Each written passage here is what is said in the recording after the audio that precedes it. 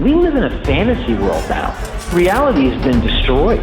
This is the time that you really need to pay attention. The probabilities are overwhelmingly on gold's side. That is the best environment to see gold increase its value.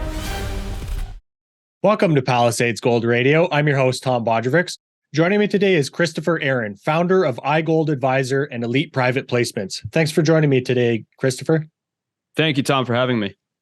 Excellent to have you back. And I always look forward to having a conversation with you, not only about the markets, but about, how you see the world and everything surrounding it as well. So maybe we can actually start by talking a little bit about the state and stage of this gold market from a broader perspective. If we look at the top in 2011 at $1,920 to today, what technicals can we look towards that show us that this isn't another top? And what signals show us that the cost was to clear from the low in 2015? Yeah, excellent starting point, Tom. And for reference, this was the topic of the talk that I just gave at the Vancouver Resource Investment Conference last week. And it was a good show. So basically, this audience here is only going to be the second public audience to hear this analysis. And I don't think they've even posted it yet at Cambridge House.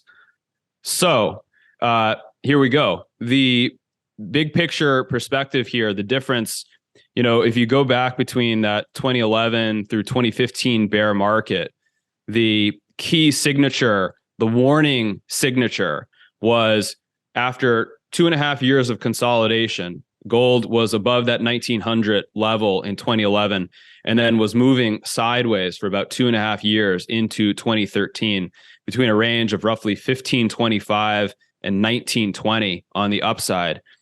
In April of 2013, gold decisively broke lower through that 2-year congestion zone.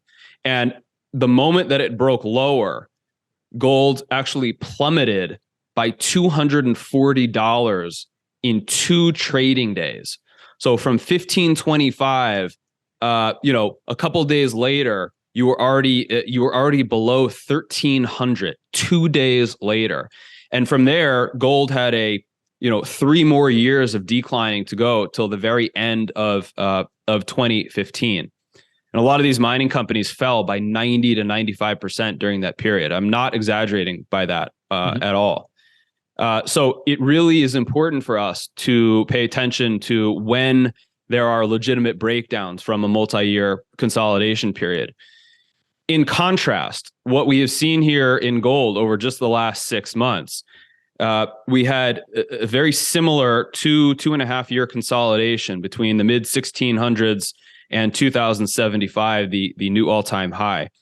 Gold broke down, very similar to how it did in 2013. It broke down in it was September of 2022, just 5 months ago. Mm-hmm.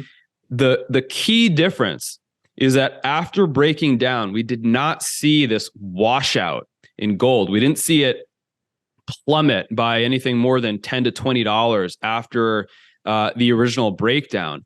Instead, gold started consolidating above the 1615 figure.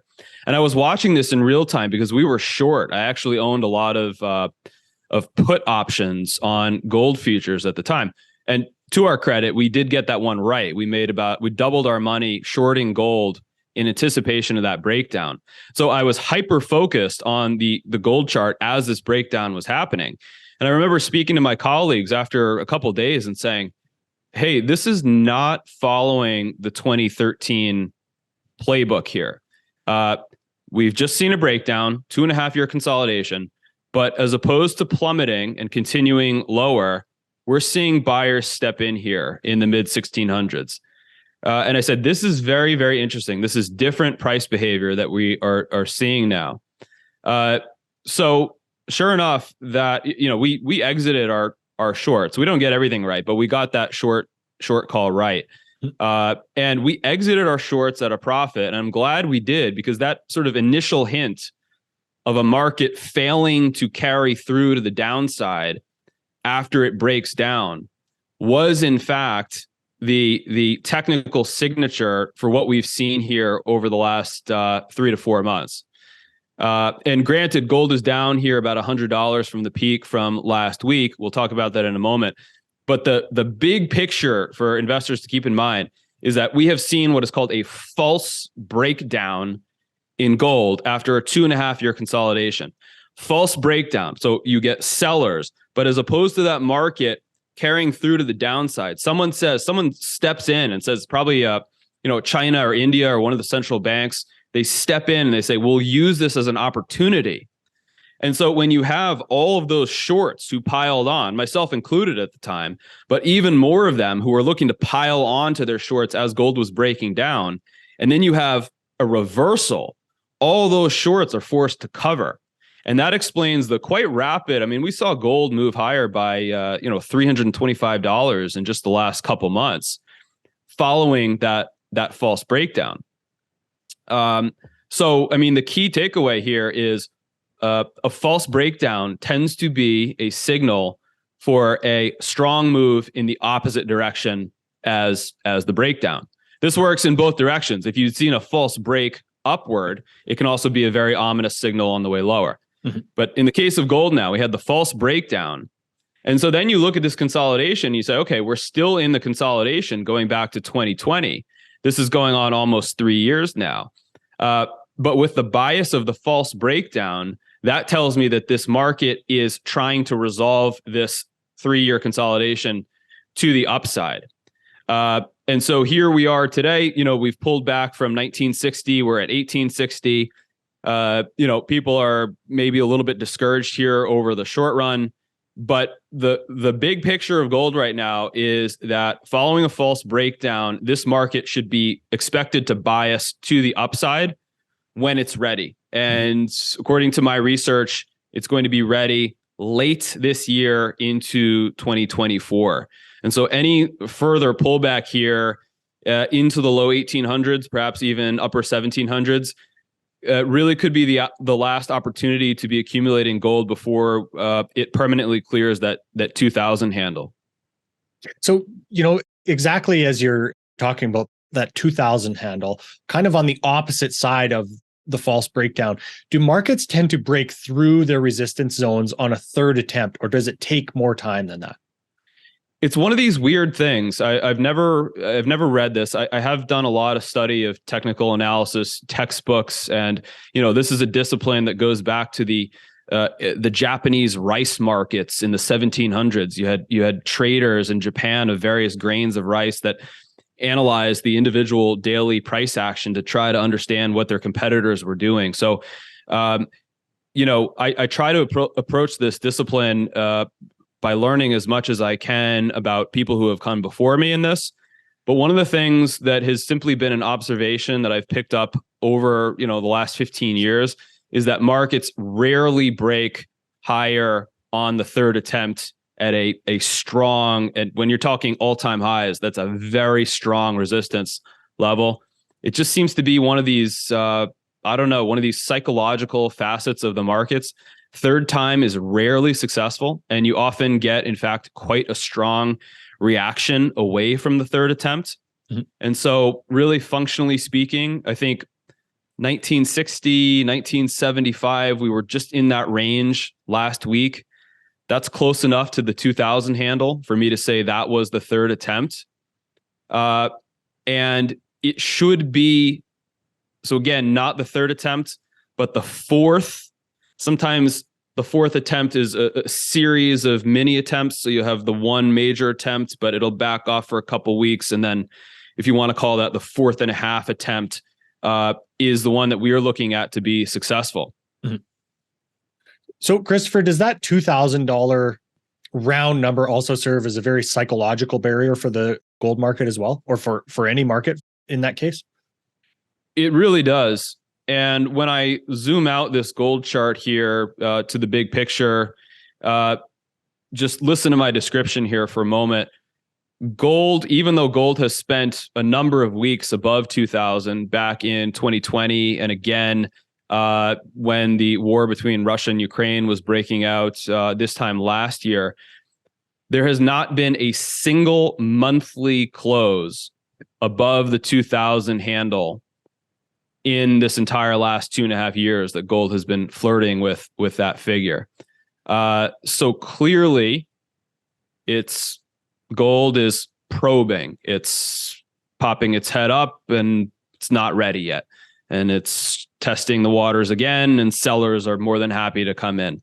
So I think the first sign that we're going to know that this market is really gearing up is going to be that monthly close, when traders are willing to hold gold at a 2,000 level at the end of a calendar month. That should probably prelude the breakout to new all-time highs by just a few months.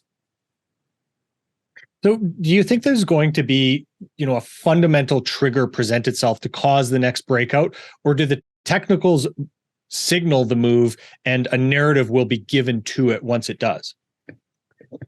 It's an interesting philosophical discussion. What's coming first, the chart or the fundamentals?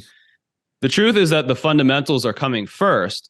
However, as human beings, we cannot know all of the fundamentals. It is impossible for any one human being to know all of the fundamentals, because the fundamentals are the sum of all the human beings that are participating in a market. And each of those human beings is thinking 10,000 different things about the given market. And so it's impossible for any one person to know what all of the people are thinking about their buy and sell decisions. I remember this with going back before the coronavirus, by the way, in late 2019, with respect to the gold to silver ratio. If people are ever curious, they can go back to the old archives and on the YouTube videos that we publish, and also some of the articles that I publish. I was watching the gold to silver ratio, which had been below the 85 level as far as the number of ounces of silver required to purchase 1 ounce of gold. It had been below that 85 level for about 25 years. And it was consolidating and consolidating, but it kept trying to poke its head above 85 as we were getting into 2018 and 2019. And I remember saying to my subscribers at the time, something is setting up here. Something is coming because this gold to silver ratio is threatening to break upward. Everyone's saying at the moment in late 2019 that silver is such an excellent buy relative to gold. And maybe from the big picture perspective, it is. But over the short run, something very contrary to that argument is actually going to manifest, where silver is getting ready to lose a lot of value, even relative to gold. And I didn't know what it was, but I could see the gold to silver ratio threatening to break upward. And so you fast forward to February of 2020, and we saw the gold to silver ratio not only break 85, but we saw it make a new all-time high, all-time in the history of mankind, in the history of planet Earth, as far as things are measured in a common universal currency, where the gold to silver ratio, once it broke through that 85 level, went up to 128 to 1, the lowest that silver had ever been valued in the midst of the coronavirus panic relative to gold. And I didn't know ahead of time that it was going to be the coronavirus, and it was going to be people irrationally selling silver relative to gold. And the moves can be irrational, but they're still happening. This is still actually occurring. So it was like that fundamental, the coronavirus, was being forecasted by the markets ahead of time. I could see it, but I couldn't tell you what it was going to be. Mm-hmm. So when we talk about gold here, this type of price action, if I was to take a guess, an educated guess, based on my knowledge of the state of the world, what is going to be the trigger that's going to cause gold to close above 2,000 on monthlies and then make a new all-time high? And by the way, once gold triggers a new all-time high, we will have a measured target of $2,535 per ounce on spot gold. And that is a measured target based on the amplitude of the widest part of this consolidation that's been going on for the last 2.5 years, and an expectation that all of those hedgers, all of those short sellers, all those manipulators that are acting behind the scenes that have been trying to short gold here into this correction will be forced to cover their shorts once you're at a clear new all-time high. 25.35. But just to come back to the original question, in my expectation, it's either going to be expansion of the war into mainland Europe outside of the current confines of Ukraine, perhaps getting a NATO partner involved in some sort of way. God help us if that happens, but that's one possibility. And the other possibility is a complete about face by the Federal Reserve based on some institution going under or some part of the economy really suffering. And all this talk of we're not going to cut rates, which are words verbatim out of Jerome Powell's mouth at the last meeting. He just does an about face. He throws that out the window and we get sudden rate cuts and the market says, wow, we weren't pricing this in at all. So boom, it's time for some new highs. Just like a couple of years ago when he was saying we're not even thinking about raising rates. And then within a 10-month cycle, not only have they raised, but you're higher by 4.75 points. I mean, strongest hiking campaign in a generation. Mm-hmm. So, when we're talking about the difference between gold and silver or that ratio, does the silver market differ at all, or if at all, structurally from the gold market? Or are they just, relatively so related that we might as well be talking or making the same assertions just with more volatility? I mean, over the long term, on the major moves, you can definitely talk about silver moving in the direction of gold, but with more volatility. But that said, if we focus on kind of the intermediate, what to expect here during the time frame of this move that we just highlighted in gold, and just to reiterate, we're talking about a back off here lasting into the middle part of the year, gearing up for a breakout either late this year into the first part of 2024. And then that measured target into 2025. So if we take this in, let's say, chunks of the next 2 years, silver has been underperforming since basically late 2020. You have gold that is flat for this consolidation over the last 2.5 years. You have silver that is in a very clear declining trend, gently sloping declining trend. Silver made a significant new low late last year, whereas gold did not. So, a lot of those underperformance types of characteristics happening with silver over the intermediate term. But if we talk about then what to expect from silver in this cycle in the next 2 years, as far as realistic intermediate term perspectives that investors can use to take high reward to risk investment opportunities here. Here's the outlook for silver. You have a bull flag formation is what we would call it in technical analysis. And a bull flag is, if you can imagine, the shape of a flagpole. So you have a near vertical kind of flagpole, and then you have the flag itself, which gently slopes in the opposite direction as the impulsive move. And you want to ask sort of what was that vertical impulsive move that would represent the pole of the bull flag formation? It was the move following the low of the coronavirus panic.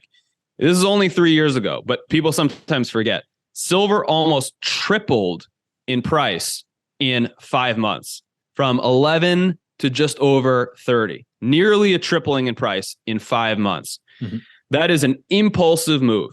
And since then, we have seen overlapping downward sloped waves that have gotten a lot of people frustrated and caused a lot of people to sell, and basically convinced people that there's nothing exciting going on here. But if you juxtapose the big picture analysis of gold and you say, gold just had a false breakdown, that sets it up for a bullish resolution. It sets up gold for a bullish resolution within the intermediate term. The bullish resolution will have a calculated target of a new all-time high into the mid-2000s. Silver, therefore, is in a bull flag formation. In technical analysis, when we see these bull flags, the saying is a flag stands at half mast. A flag stands at half mast. And all that means is that the pause that we are in now tends to occur halfway in the larger move. So you have the first impulsive move from $11 to $30. You have this gently sloping consolidation that we've been in. And then you have the second move, which tends to be similar amplitude as the first move. And that should correspond more or less for when gold is gearing up to break to new all-time highs. So, maybe we have, here we are as we're speaking, silver is trading at $21.90. I think there's downside risk to come in silver back to the low 20s, perhaps even a brief 19 handle coming within the next few months to kind of get the last of the bears to sell. Sub 20 silver again would be all the headlines. And I think from there, when we get that low in gold, silver breaks the downward structure. It breaks the flag part of the bull flag formation. And you get a measured target of that exact same near $20 amplitude added on to the breakout point. And there are fundamental reasons why this happened. It has to do with shorting. It has to do with how many speculators, hedgers, manipulators, everyone, all in the above. How many of these people have entered the market in this gently downsloping pause that silver has been in? And then the fact that these people are going to have to cover their positions, and they usually cover causing a similar amplitude as the initial move that often they missed. Mm-hmm. So, in net sum, what I see is as gold is making new all-time highs, plus or minus into that 2,500 figure, we add approximately $20 onto the breakout point for silver at 25. It's going to give us mid 40s for silver as we're talking 2024, perhaps into early 2025. That makes a whole lot of sense when you think about silver from the big picture perspective. Mid 40s, 45 or so gets us to within $5 of the 1980 all-time high, the 2011 all-time high. I think that level is going to act as a magnet for silver, psychologically speaking. It's just going to just draw it right up there. And then I will propose to you that when we are talking about mid 2000s gold and $45 to $50 silver, any investor with significant leveraged exposure into the sector should be taking a huge step back at that point and simply considering how much defensive action they should take. This is going to be well after a significant new profit opportunity in the metals markets, if this outlook is correct. So investors should be sitting on significant gains at that point. Mm-hmm. But I'm going to just suggest as an early looking thought that when we get to $50 silver again, it will not simply blast through $50 immediately. There will be somewhat of a process, somewhat of a reaction that needs to happen if silver is going to, in fact, do that in the future. Because again, kind of what we talked about with gold, the third touch of that all-time high level probably isn't going to be successful, right? Exactly right. And so if you think about it, that's what's setting up for silver, as you just said, just over a longer time scale. This is going to be a 45-year time scale, 1980 through 2025, and it'll be the third attempt. And there are examples of markets that when they make that third attempt, they only need a mild retracement, 20%, maybe one of the fib ratios, 31.8% retracement, let's say. There are examples of that to study in the textbooks. There are also examples of markets that need to do a complete retracement and gear up for a completely separate bull market some years into the future. So again, I think we have a significant profit opportunity setting up over the next 18 to 24 months. And then I think we need to take a big step back when we get to that point. So, Christopher, does the relative performance of the US dollar act as a major counter trend to the precious metals performance here as well? It does over periods of time, for sure. Certain periods of time that inverse correlation between the U.S. dollar and the metals is stronger. Certain times, though, however, you can see gold and the U.S. dollar moving in the same direction. And that would actually be a scenario that tends to occur more during geopolitical crises, such as wars or any sort of disturbance in the geopolitical realm around the world. When you see a bid to safety or perhaps even a deflationary scare, that's kind of when you see gold and the US dollar move together. From the longer term inflationary outlook, though, if this is going to be more about the Federal Reserve, let's say, pivoting next year, we would expect the US dollar and gold to move more opposite one another. Mm-hmm. And that's when silver really shines, really leads to the upside, because in an inflationary environment, you have the wheels of industry that are still spinning. And so you have 80% of that silver use, which is still being demanded by industry. You have that really remaining high as far as the demand side of things go. And then you have the fears of inflation causing people to seek silver for protection against the currency. But of course, there's only 20% that would be remaining. And so you have that sort of fire hose trying to squeeze through a very small space scenario. Mm-hmm. So what is your take on inflation, looking ahead here, Christopher? I know it's the future. Nobody has a crystal ball for the future, but, we've talked a little bit about the Fed kind of doing an about face here. Do you see that as more of a reaction to, as you said, some financial institution breaking? And what does that next about face for the Fed, what is their effect, if you've put any thought towards that, have on inflation? Yeah, when I look at the big picture for inflation, going back to the 1970s, the 1970s saw a clear series of waves higher in inflation, leading to the peak in 1980 when Volcker stepped in and really hiked interest rates up to 17, 18%. And since then, from 1980 through 2020, we had a 40-year period of disinflation with some brief periods of deflation. And so I think it's interesting that when you look at the recent inflation statistics that people have been talking about go back to roughly the year 1980, 81, you're looking at 40-year high inflation figures, the CPI and the core CPI. The current narrative is that this is a one-off event, that inflation, this is a temporary thing that happened after the response measures of the coronavirus. And then some supply chain issues, perhaps also relating to energy coming out of Russia. So they're considering this a one-off event.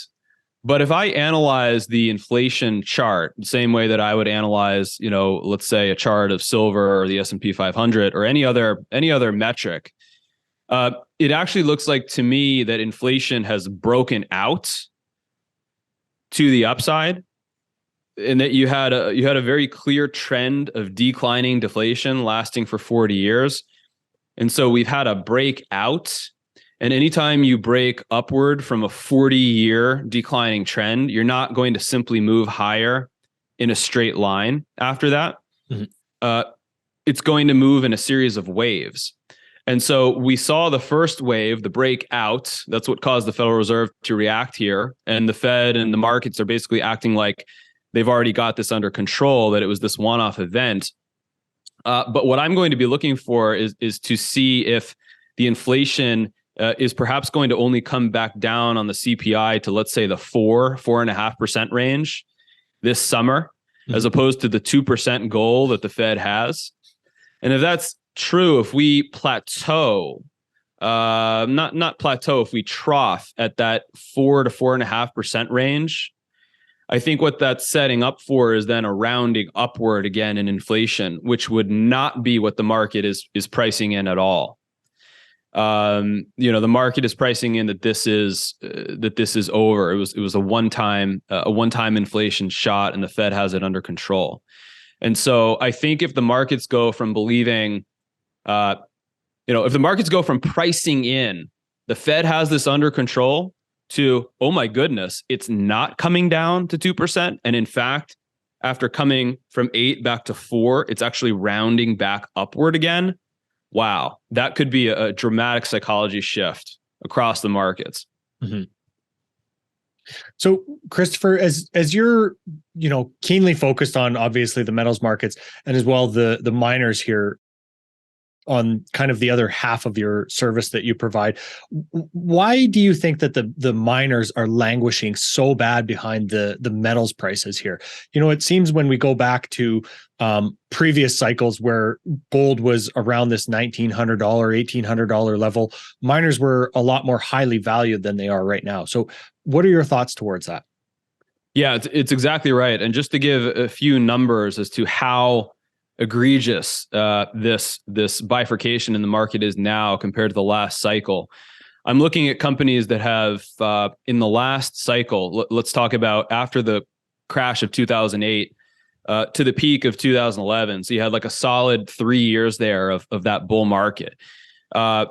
We saw values for, let's say, gold in the ground. We're just going to be talking about reserves, proven and probable reserves, as they are officially labeled in Canada.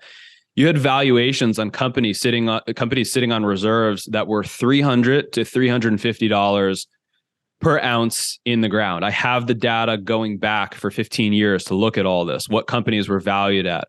And we're talking companies that were not producing gold. They were simply sitting on, let's say, deposits in that reserve category.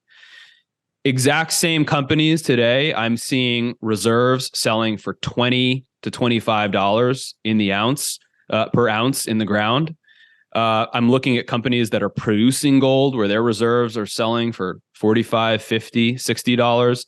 So anywhere from a 5x to a 10x undervaluation for proven and probable reserves compared to where this market was 10 years ago, with bullion prices being exactly the same as they are today. And so, of course, those undervaluation metrics then apply across the sector, because you have measured and indicated gold, which is a lesser confidence of gold in the ground. Then you have inferred ounces, and then you have exploration-only companies. But those valuations are so undervalued compared to where they were in the previous bull market. It's across the board. So, as to the question of why, the best reason that I can give for that is that when we look at the ratio of the Dow Jones Industrial Average compared to gold over these last 8 years, since the bottom in 2015, gold prices are up about 85%, nearly a doubling in the bullion price from just above 1,000 to just below 2,000. As that is true, the ratio of the Dow to gold is completely flat. It's completely flat, which means even as gold has nearly doubled in price, so has the Dow Jones Industrial Average. Or we could fill in, the S&P 500. We could fill in the VTI, total world stock market. The point that I'm trying to make is that as gold has nearly doubled over the last 8 years, so have general stock markets. And so the mainstream investor is nowhere near this market. Back in 2010, 2011, I had some friends who knew what I did for a living, who knew how I was investing. I had some friends that were not in the commodities or the hard money or the precious metals circles start to approach me and say, hey, I'm thinking of taking $1,000 or $10,000 and buying some gold. What do you think? Should I do that? And this was in 2010 when gold was, let's say, $1,500 per ounce, $1,700 in that range. Mm-hmm. In this cycle, I have no one in my larger social circles who is approaching me asking for that kind of thing. Mm-hmm. It's only people who have already done the research. They've already, had their aha moment, their wake up moment where they, which we all have, right? We all have that moment in our education as investors where we sort of come to the understanding of the true nature of fiat currency. the state of the world, and we say, we've got to do at least something about this. We've got to move at least a portion of our capital outside of the fiat regime. So I think there's a clear difference with the lack of the mainstream investor who has been content to keep their money sitting in, let's say, mainstream stock index funds, whether 401k here in the United States, whether RSIP, funds that you guys have in Canada, or the superannuation funds in Australia. Investors are happy to do that because they've done just as well in stock funds as in bullion. So that speculative bid is not in the precious metal sector now the same way that it was back in 2010 and 2011, except for two very brief windows. That initial move off the 2015 low, we saw a wave of investors come in. Valuations started to revert to where they were supposed to be, but then you basically had like a 3.5 year pause, or this bull flag type of formation that we're talking about with silver. So people said, forget about this. Then we had that brief 4-month move out of the coronavirus lows where you saw a little bit of enthusiasm come back into the sector. But then what have we had? Another 2.5 years of grind. So it's basically like this market wants to take the least number of people with it on these waves higher. And I would just say for investors who have discretionary capital, capital that is not needed to pay the rent or the mortgage or put food on the table next month. While nothing is ever guaranteed in the markets, it appears to be that we have the opportunity for a home run pitch being sent right down the plate to us now and over these next 18 months. That appears to be the case. That is what I'm aligning my own capital with, my firm's capital, and the investors that we represent. And what we are doing is saying, okay, look, if the macro thesis is correct, gold had the false breakdown. Within the next 18 months, we get a new all-time high. Silver makes this next move to 50. We get a psychology shift where at least some of those mainstream investors start coming back into the market. And you have valuations, let's say, maybe they don't get all the way to where they were in 2011, but even if those valuations only get halfway to where they were in 2011, to have a company that's sitting on 1 million ounces of gold in the measured and indicated category, where right now that gold is selling for $5 per ounce in the ground, and in a healthy, normal bull market, that would be selling for $50 per ounce in the ground. I think investors who want to try to change their lives over the next 24 months, they have an opportunity here. Nothing is ever guaranteed, but you have to ask for opportunities to come your way in the markets. And then when opportunities present themselves, you have to take a chance. You have to seize an opportunity and at least see where it goes. Mm-hmm. And I think we have one of those opportunities that is presenting itself here. Well, part of what you talk about, or part of your philosophy, let's say, of seizing that opportunity is becoming what you call a sovereign human being. So what does that mean to you, Christopher? And why is that such an important topic that you try to convey to your audience on a fairly frequent basis?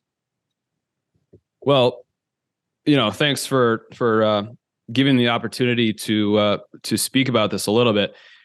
It's really what motivates me to wake up in the morning.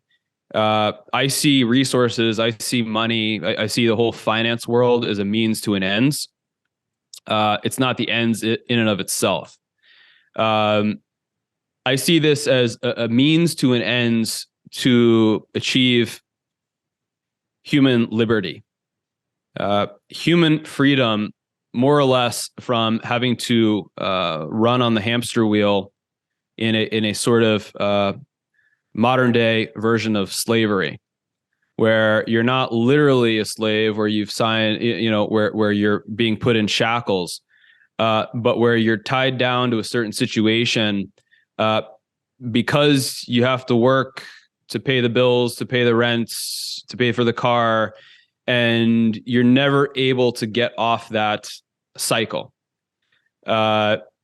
And what's most motivating to me is the thought that by individuals, everyone at a time, but then collectively, us as a civilization, being able to get off that cycle, off that hamster wheel, that what we actually do when we get to that point in our lives of earning our freedom financially is that we free up the higher faculties within us for development, how one sees fit. And to that, it's each their own, whether that is something to do with the arts or with science or with exploration or spending time in nature or connecting with loved ones. That's what motivates me really to start each day. It's trying to get people off of the hamster wheel. Because I think when we get more and more people that earn their freedom to move about this planet with their own 2 feet, to look around and decide what they want to do with their energy, now that they don't have to go to a specific place, fight traffic, sit in a car, take your lunch break when you're told to, when you can act with your own set of instructions in the world, the possibilities for us all as a civilization become greatly enhanced. I truly believe this. And yes, there will be some people who, just choose to lay around and kind of mooch off the system a little bit, and the system will never be perfect. But if we look at the things that have happened in this country since more people have been raised over the last 100 years away from the poverty level, away from just spinning their wheels, the advances that we've seen as a society, that really motivates me. So that's what I want more people to have the potential to achieve. Maybe this is the century that we go to the stars, either literally or figuratively speaking. I think that's pretty exciting. Absolutely. And as you say, it's ideally it's the means to an end. It's the ability to reclaim, your freedom of the most important resource and commodity that we have, and that's our time, right? Said it exactly right, Tom. So, Christopher, of course, you and I have spoken a couple times, and for those that are interested in that story, they can go back. But part of your story, I guess, is related to war a little bit. And you have an article on your website entitled "On War and Gold." So how does gold relate to war? And is the war in Ukraine, in your opinion, just another foreign war, kind of like Afghanistan, that happens away from Western eyes and is played upon selectively for news narratives? That's a really important question. The backdrop of it, and sort of the takeaway of that article is that I saw with my own two eyes between 2006 and 2009 when I was in Afghanistan and Iraq. I saw that although a lot of the people overseas, a lot of the soldiers that I worked with are very well-meaning individuals and patriots, and we love freedom, and so do myself. I consider myself a patriot. Although a lot of that is true, it appeared to me, based on my experience in the war, that there are other powers at play that desire to keep us as a civilization in a state of war quasi-perpetually. And that there are ulterior motives for that. I mean, this is not just me putting on a tin foil hat here. You can go back to President Eisenhower, who warned of the military-industrial complex and what would happen in the 1950s. If we gave the war makers the control of government and decision making and an unlimited budget. So you get back to what I experienced, this state of perpetual war, and then a thinking person says to themselves, well, why is this possible? How is this possible? And truly, the underlying thing that allows governments to spend beyond their means is having control of a printing press or a currency that is not tied to something tangible. Could be a lot of different things, but throughout 5,000 years, gold tends to be the fiscal enforcer of discipline on governments that attempt to exert wars, beyond their means.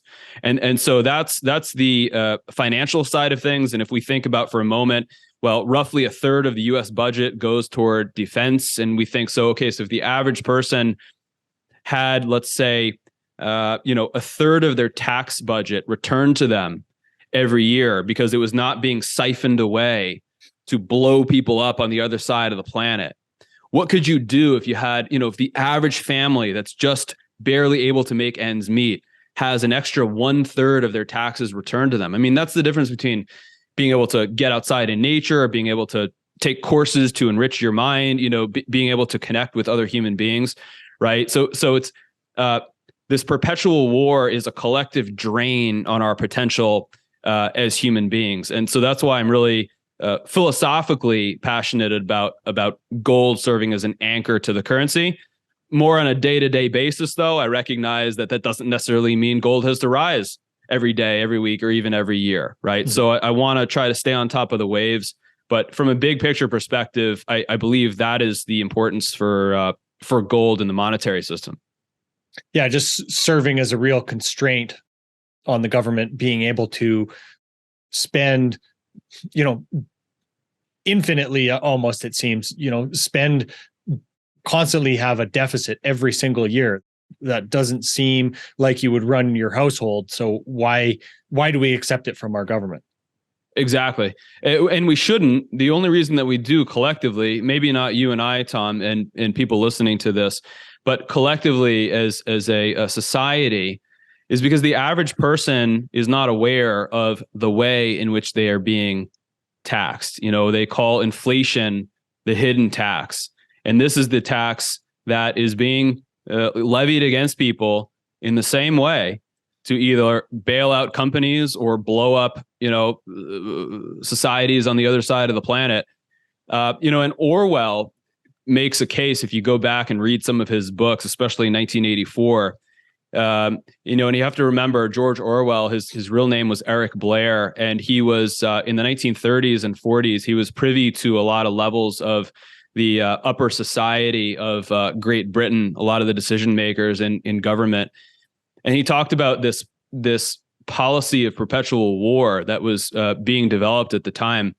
And not simply as a means, of creating fear, although, there is some of that in there as well, but really as a mechanism of siphoning off wealth from the average person, because some of these embedded interests in the control structure began to see in the early 1900s how efficient we were becoming as a species. The average person being raised up from poverty as a result of the Industrial Revolution and having time to think, right, for themselves.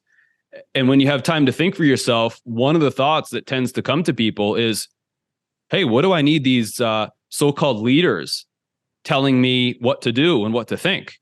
Maybe I can think for myself and act for myself. And so, one of the tools that they used, that Orwell describes in this series of perpetual wars, and he was referring metaphorically to World War II and the wars that were to come after, is just as you mentioned, Tom. It's actually a policy of trying to do this.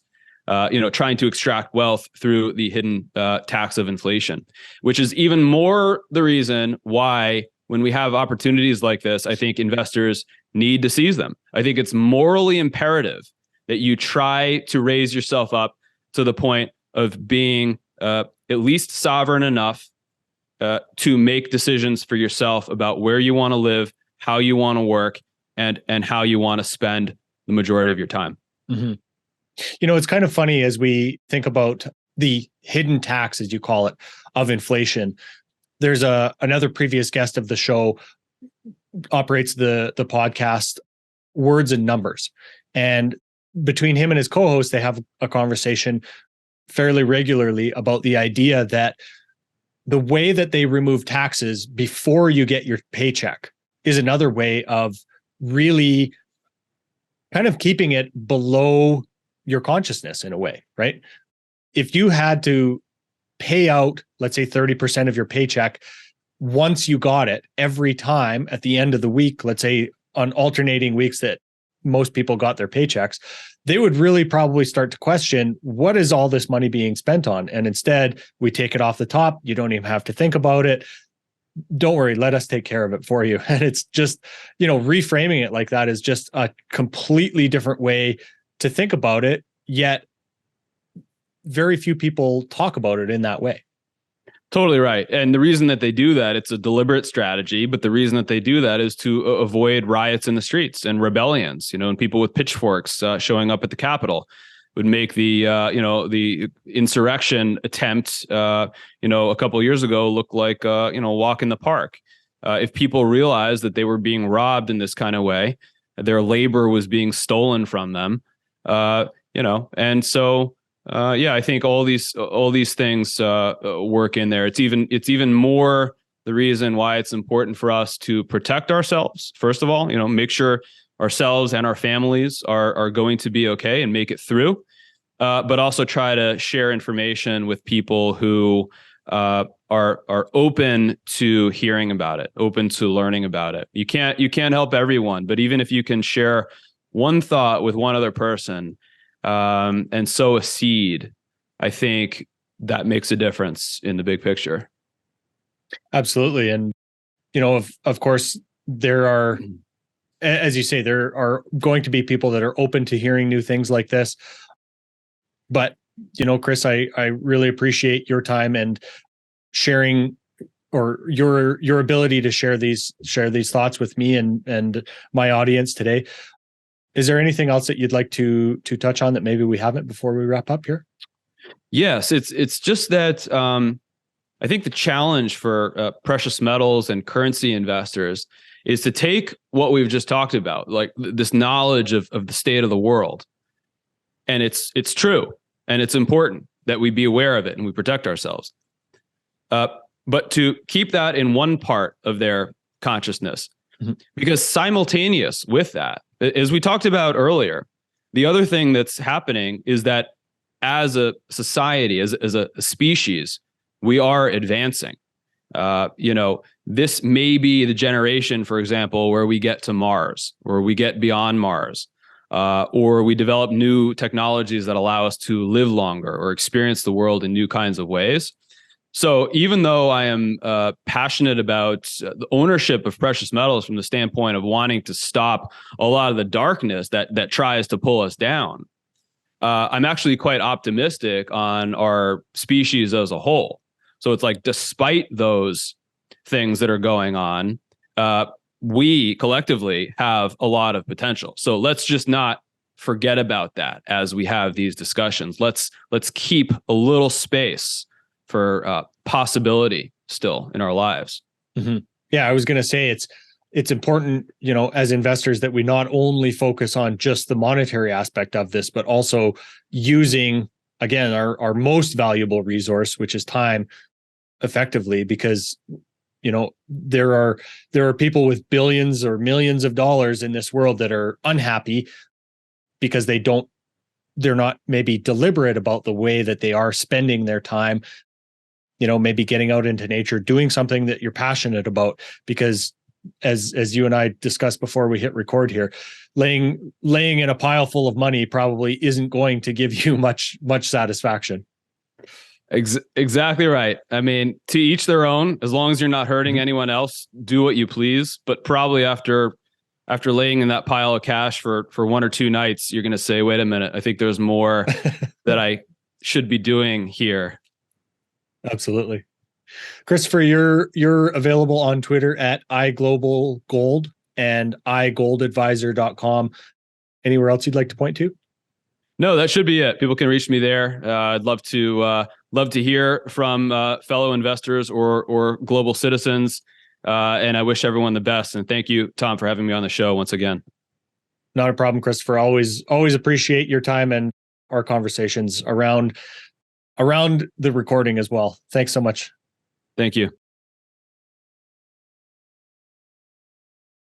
This podcast is for general informational purposes only. Nothing on this podcast should be taken as investment advice. Guests on this show are not compensated for their appearance. Listeners are urged to educate themselves and make their own decisions. Do not base any investment decisions on the information contained. To view our full disclaimer, please visit our website.